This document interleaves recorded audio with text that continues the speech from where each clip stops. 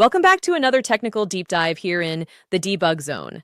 Today we're tackling a big question and breaking it down with insights from other users. Hopefully this clears up some misconceptions and helps you get the answer you need. So buckle up, stay a little curious, and let's jump right in.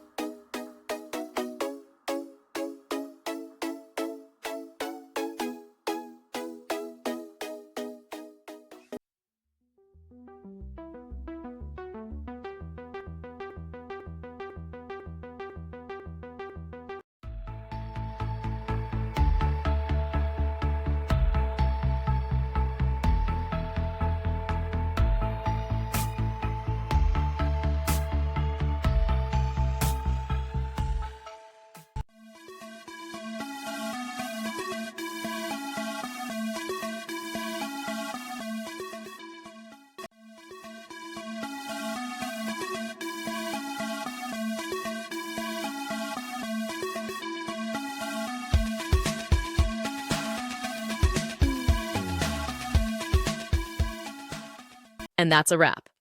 I hope you found the answer you were looking for. If you did, take a second to hit that subscribe button. It really helps out. And let me know in the comments which solution worked best for you. See you next time in the debug zone.